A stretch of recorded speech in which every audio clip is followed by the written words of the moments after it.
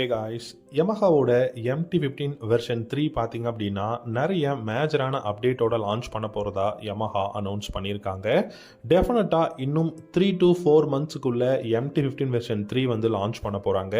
மேஜரான அப்டேட் அப்படிங்கும்போது பார்த்தீங்கன்னா கண்டிப்பாக டிசைன் சேஞ்சஸ் இருக்கும் அப்படிங்கிறத அனௌன்ஸ் பண்ணியிருக்காங்க. அது மட்டும் இல்லாமல் இந்த பைக்கோட இன்ஜின் வந்து ரிஃபைன்மெண்ட் பண்ணியிருக்கோம், அதனால இனிஷியல் பிக்கப்போ இல்லை டாப் இன் பர்ஃபார்மன்ஸோ பெஸ்ட்டாக இருக்கும் அப்படிங்கிறத சொல்லியிருக்காங்க. ஸோ மேஜரான அப்டேட் என்னென்ன கொண்டு வர போகிறாங்க வெர்ஷன் 3ல அப்படிங்கிறத கொஞ்சம் டீட்டெயில்டாக இந்த வீடியோவில் நம்ம பார்க்கலாம். உங்களுக்கு MT-15 பிடிக்குமா இல்லை பஜாஜோட பல்சர் NS 200 பிடிக்குமா அப்படிங்கிறத வீடியோவோட காமெண்ட் செக்ஷனில் காமெண்ட் பண்ணுங்கள். இந்த வீடியோ பிடிச்சிருந்தா லைக் பண்ணிக்கோங்க, நம்ம சேனலையும் சப்ஸ்கிரைப் பண்ணிக்கோங்க.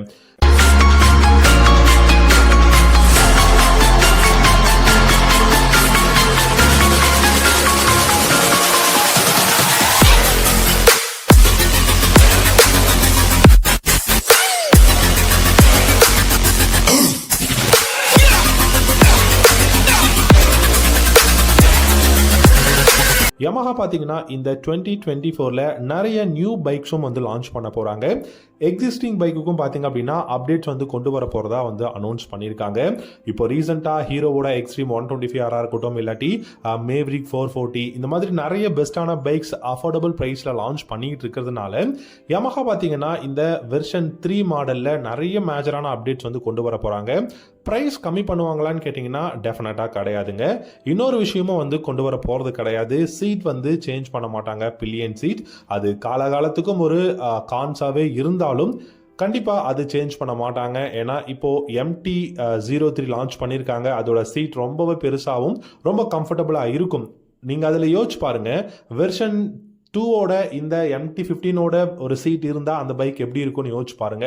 அதோட பல்கியராக இருக்கக்கூடிய அந்த ஒரு டிசைனுக்கும் அந்த பைக்கோட ஹார்ஸ் பவருக்கும் அது செட்டே ஆகாது. ஆனால் இந்த பைக் பார்த்தீங்கன்னா ஒரு entry level naked street fighter அப்படிங்கிறதுனால பார்த்தீங்கன்னா சீட் வந்து ரொம்ப ஷார்ட்டாக கொடுத்துருக்காங்க. அதில் வந்து சேஞ்சஸ் கிடையாது.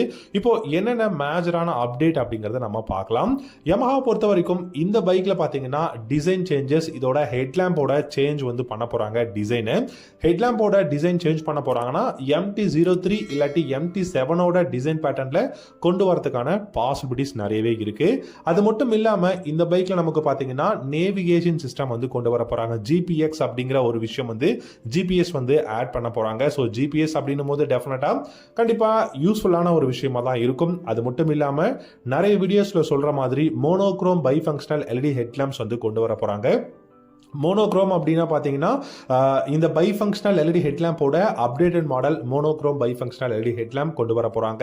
அடுத்ததாக ஹேண்ட்லிங் இம்ப்ரூவ்மெண்ட் பண்ண போகிறோம், பிரேக்கிங் எஃபிஷியன்சியை வந்து இன்னும் இம்ப்ரூவ்மெண்ட் பண்ண போகிறோம் அப்படிங்கிறத யமஹா சொல்லியிருக்காங்க.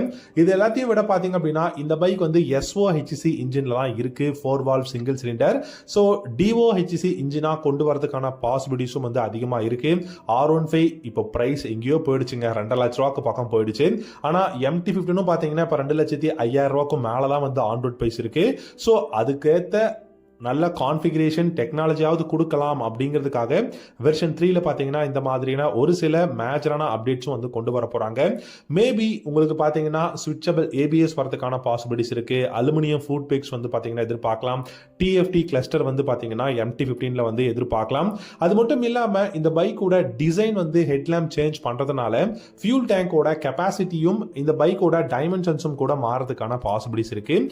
10 litres of fuel tank capacity இருக்கிறது பார்த்தீங்கன்னா 12 லிட்டர்ஸ் ஆஃப் ஃபியூல் டேங்க் கெப்பாசிட்டியாகவும் இந்த பைக்கோட சீட் ஹைட் பார்த்தீங்கன்னா 810 mm இருக்கு. இதை வந்து 815 mm வந்து சேஞ்ச் பண்ணுறதுக்கும் சான்சஸ் இருக்கு. ஏன்னா ரொம்ப ஷார்ப்பான ஒரு ஸ்லீக்கான அந்த ஒரு பாடி பேனல் இருக்கணும் அப்படிங்கிறதுக்காக ஸ்லீக்காக தான் கொடுக்க போறாங்க அப்படிங்கிறதுக்காக கூட இது இருக்கலாம்.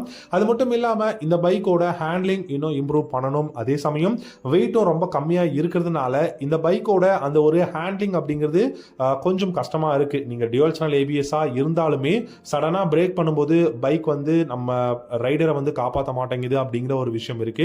அதனால பிரேக்கிங் எஃபிஷியன்சியை வந்து இம்ப்ரூவ் பண்ண போறாங்க. ஸோ இவ்வளோ விஷயங்கள் பெஸ்டான விஷயங்கள் டெக்னாலஜியாக இருக்கட்டும், நல்ல கான்ஃபிகரேஷனாக இருக்கட்டும் MT-15ல வந்து கொண்டு வர போறாங்க. ஆல்ரெடி பார்த்தீங்கன்னா dual channel ABS, traction control system இருக்கு, நல்ல அலாய் வீல்ஸ் வந்து கொடுத்துருக்காங்க, வைடான ரேடியேட் டயர்ஸ் இருக்கு. கிறிஸ்டலில் பார்த்தீங்கன்னா உங்களுக்கு இண்டிகேட்டர்ஸ் வந்து கொடுத்துருக்காங்க.